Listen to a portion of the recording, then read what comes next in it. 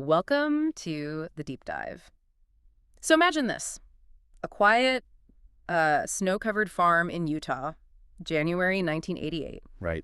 And this peaceful scene becomes the stage for, well, a pretty violent drama that had been building for years. Yeah. Today, we're doing a deep dive into the Singer-Swapp Incident. It's this 13-day armed standoff that honestly a lot of people haven't heard of. That's true. It's often overlooked. But it holds some surprising insights, doesn't it, into those really infamous confrontations between citizens and the state, things people have heard of. Absolutely. This wasn't just some, local disagreement. It's really a critical precursor to events like Ruby Ridge and Waco. It offers a stark lesson. So what are we going to uncover here? Well, it's a complex picture. You've got this deeply held faith, a powerful narrative of persecution, and then family grief. And when that grief mixes with an apocalyptic vision, well, you see how it can lead to tragedy. So our mission today is basically to cut through the noise. Give you the essential nuggets. Exactly. Connect the dots so you can understand not just what happened, but why it still matters. Okay, let's unpack this then, starting at the beginning. Who was John Singer, the man whose death sort of became the myth everything else is built on? John Singer, yeah, his story is, well, it's fascinating, but also full of contradictions. Right. Well, okay, born in New York, right. But then he spends formative years in Nazi Germany.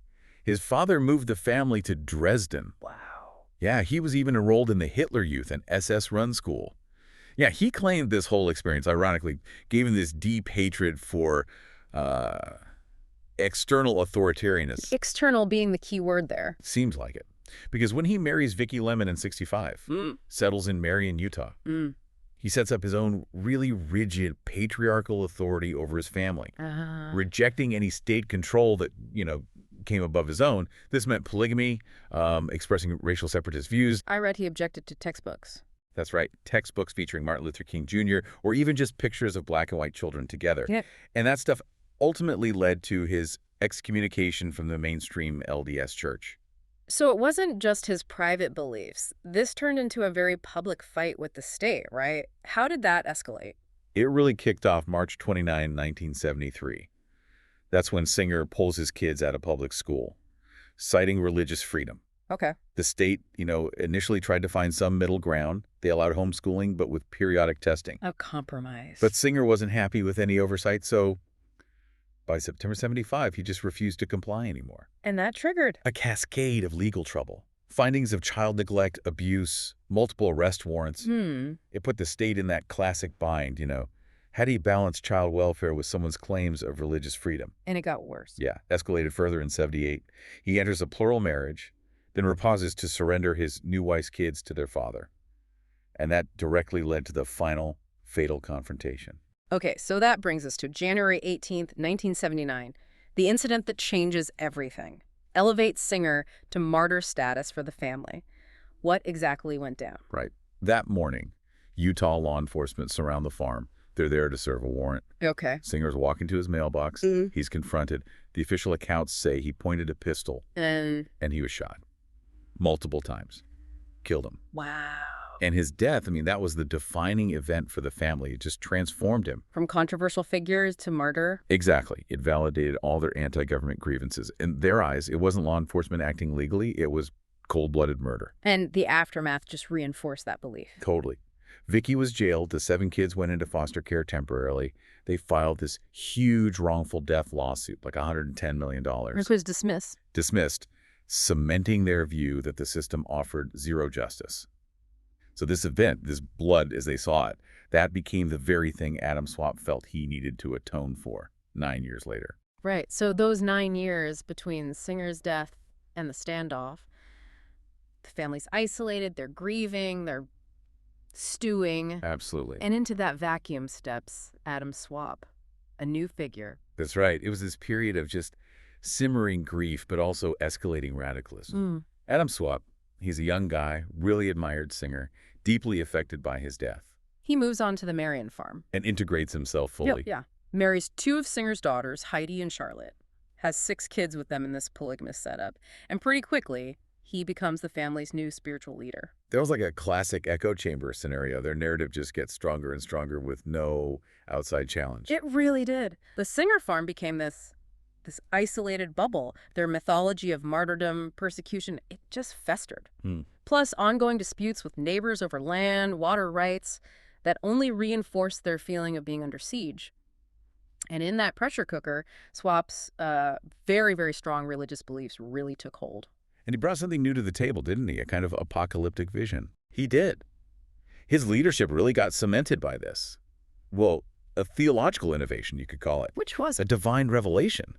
He claimed John Singer was guiding him from beyond the grave. Wow. And the core of this prophecy was that a violent act, an act of retribution, timed to the 9th anniversary of Singer's death, that would trigger this miraculous chain of events. Like what? Like John Singer being resurrected. The corrupt institution's church, state they'd collapse. The second coming of Christ would start. Good grief. And Swapp believed he was chosen by God to gather the American Indian tribes for this, while the resurrected Singer would gather the other lost tribes of Israel. So that's a huge shift, right, from Singer's mostly defensive resistance to an offensive, divinely ordered act of violence. Precisely. John Singer's fight was primarily defensive, like you said. Swapp's revelation flipped it. Proactive, offensive. The violence wasn't just protest, it was a necessary catalyst. Divinely mandated. Which explains why negotiation later was just pointless. Completely pointless. For the Singer-Swapp clan, any peaceful resolution would mean their whole worldview, their whole prophecy, had failed. They believed the ordeal had to escalate into violence for the prophecy to come true. Okay, so that brings us right to January 1988, 2 days before the 9th anniversary of John Singer's death. What was this act of atonement they planned? 3 a.m., January 16th, 1988. Adam Swapp and Singer's son Timothy, they put the prophecy into action. Oh. They detonated a massive bomb inside the nearby Camas LDS Stake Center. That's a local church meeting house. Damage. Huge. Estimated $1.5 million.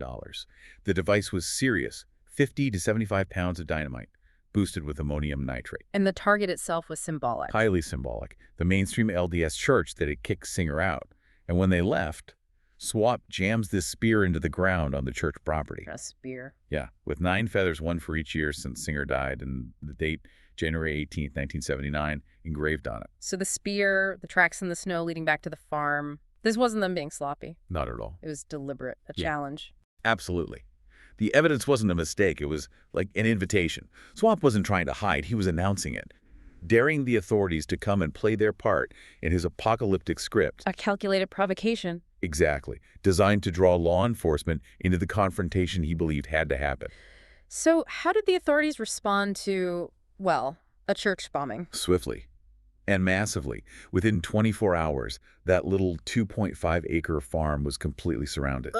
Oh. Everyone. Summit County Sheriff, Utah Department of Public Safety, FBI, ATF, probably over 150 officers. And inside the compound? 7 adults, 9 children. Okay, so given what happened in '79 with John Singer, what was the strategy this time? Surely they didn't want to repeat. No, they were acutely aware of that history. The commanders adopted this strategy of calculated restraint. There was a quote about sensitivity to the events of 9 years ago. Meaning? Meaning they were terrified of creating new martyrs and deeply worried about those 9 kids inside. So officers had a strict order. Do not fire on the house. Even when fired upon. Even when the Klan fired at them. More than 50 rounds from high-powered rifles at police positions in a single night, and the officers held their fire. Wow. So what did they do? Instead of direct assault, they used psychological tactics. Cut the power, the water lines, circled the place with noisy snowmobiles at night, bright spotlights, blasting high-pitched static from a PA system. It was, for the time, a remarkably cautious, non-lethal approach, a clear attempt to avoid repeating '79. But despite all that caution, the negotiations just went nowhere. You called it a dialogue of the deaf. That's exactly what it felt like. All attempts failed. They allowed intermediaries and Vicky's son-in-law, Roger Bates, family friend Ogden Kraut. They came back with the same message every time. The family won't surrender. They're waiting for the police to attack. They believe it has to happen for John Singer to be resurrected. Unbelievable. Letters from the governor, federal indictments dropped by helicopter. None of it mattered. It was just tragic. Right. 2 groups operating in totally different realities. Law enforcement trying secular negotiation. And the Singer-Swapp clan living out this sacred end times drama where the police were just, antagonists in God's script. Vicky Singer even wrote defiantly they wouldn't compromise, predicting church, state, and nation will be brought up as standing like a wild colt to a snubbing post. So, okay, nearly 2 weeks pass. Standoff. Family's not budging. Authorities figured a peaceful end just isn't happening. What's the shift? They moved from just containment to an active arrest strategy. The main target is Adam Swapp. Why him specifically? They believed if they could capture him, the others might surrender. An initial plan involving a flashbang grenade and a canine unit, that didn't work out. Then they noticed something, a routine. Yeah, they observed that Adam and his brother Jonathan had this daily routine, walking out to a nearby pen to milk the goats. Okay. So the plan became, intercept them on their way back, use police dogs, again, as a non-lethal way to subdue them. Lieutenant Fred House from the Utah Department of Corrections, an expert canine handler, he was part of this team. And this reliance on a simple routine that led to the fatal confrontation on January 28th. It did. Day 13 of the siege. Adam and Jonathan, both armed, are walking back from the goat pen. House emerges, orders his dog to attack Adam. Instant chaos. Gunfire erupts from the Singer house. John Timothy Singer, John Singer's son, opens fire with a .30 caliber carbine. Oh, no. A single bullet hits House in the chest, a mortal wound. God. An FBI agent fires back at Adam Swapp, hits him in the wrist and chest. Officers trying to get to House are pinned down by fire from the house. They had to call in armored personnel carriers. Yeah, they took over 100 rounds just moving in to provide cover. It's just tragic irony. How so? The death of House was a direct result of a plan specifically designed to avoid gunfire. The non-lethal tactic, using the dog, provoked a lethal response. The officer tasked with the non-lethal action ends up being killed. And the bloodshed the family believed was necessary. It had finally arrived. Yeah. But through this completely chaotic, unintended chain of events. And that violent climax, the wounding of Swapp, the death of House, that finally broke their resolve. It seems so. Adam Swapp, wounded, bleeding, stumbles out of the house waving a white towel stained with blood. And surrendered. After some brief negotiations, yes. Then the remaining family members came out. Inside, authorities found, numerous weapons, hundreds of rounds of ammo, explosives. And Swapp's reaction afterwards. When he was questioned later, he reportedly said that the bloodshed had finally atoned for John Singer's death. So in his mind, the prophecy was fulfilled. So what happened legally? What was the reckoning? It was long, complex. May 1988, the federal trial. Adam Swapp, Vicky Singer, Jonathan Swapp, John Timothy Singer, all found guilty on various charges from the bombing and the armed resistance. What did Adam Swapp get? For maliciously damaging the church, possessing the bomb, assaulting federal agents. He got a 17-year federal sentence. Okay, but then there were state trials for House's death. Right, and those had notably different outcomes. Prosecutors went for murder convictions. But the jury? The Summit County jury came back with lesser verdicts. Adam Swapp and Timothy Singer were convicted of manslaughter. Jonathan Swapp got misdemeanor negligent homicide. That's a big difference. Harsher federal sentences for the bombing, more lenient state ones for the actual killing of an officer? Yeah, it's interesting. It might reflect some, lingering local sympathy for the family's anti-government stance. Or maybe the jury just didn't believe the killing was premeditated murder. It's hard to say for sure. Adam Swapp ends up serving 25 years in total, right? Did he stick to his beliefs in prison, or did that time change him? It's actually a pretty rare documented case of de-radicalization, his 25 years behind bars. Really? How so? Well, initially he was totally defiant. Told the sentencing court God had revealed he wouldn't serve any time because the U.S. government was about to collapse any day now. Didn't quite work out that way. No. But over time, yeah, a profound transformation seems to have occurred. Years later, during parole hearings, Swapp talked about shifting from this Old Testament mindset, seeing authorities as just enemies, to more of a Christ-centered belief focused on peace, remorse. Did he express regret? Repeatedly. He said things like, "What I've come to learn is that how I acted was completely wrong. I should not have done what I did." And he accepted full responsibility for House's death. And this is where it gets really incredible.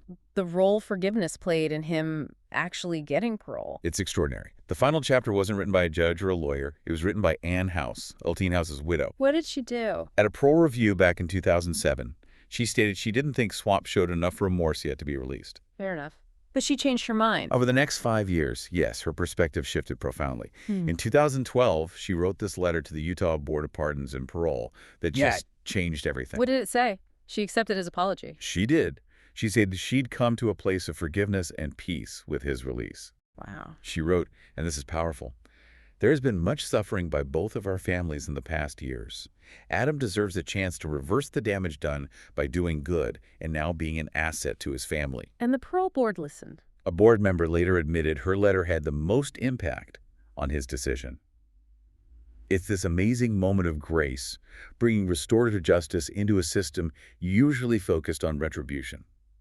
It allowed Swapp's release to be seen not just as time served, but as a chance for, well, redemption.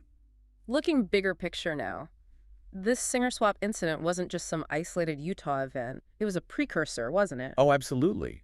A dress rehearsal, you could say, for the bigger, bloodier conflicts we saw in the 90s. Like Ruby Ridge and Waco. Exactly. You can draw direct lines. Marion 1988, Ruby Ridge 92, Waco 93. The common threads are just unmistakable. What are those threads? Isolated families or groups, driven by these apocalyptic anti-government beliefs, seeing any state intervention as persecution, and being willing to meet it with guns. But the key difference, maybe, is how law enforcement responded.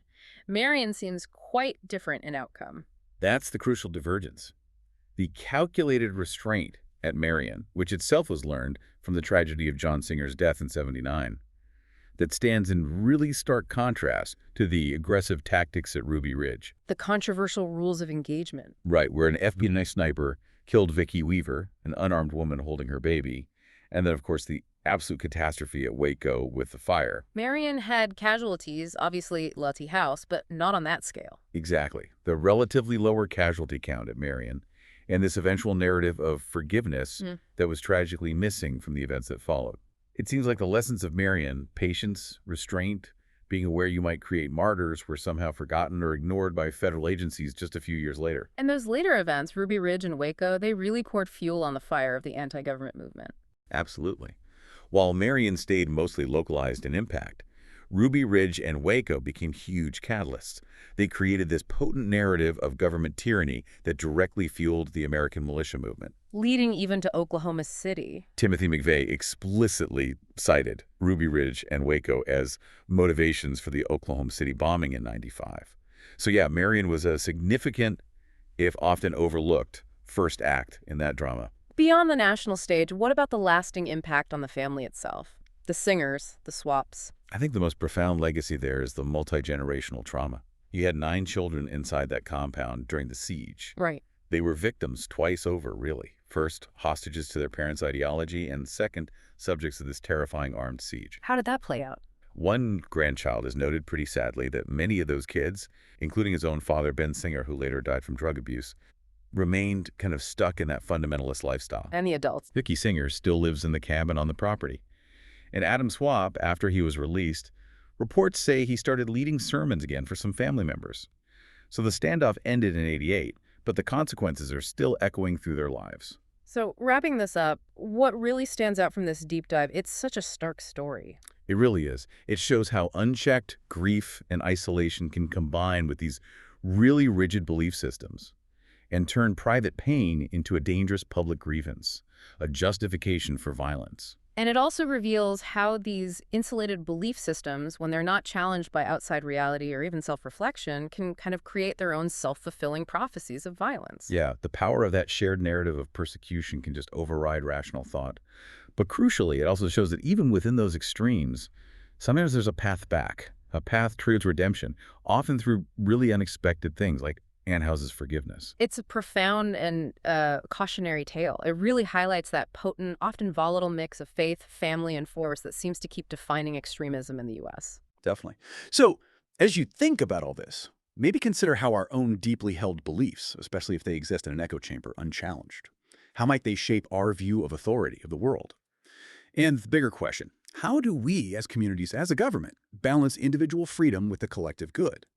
Especially when those freedoms are seen as divine mandates or, apocalyptic prophecies.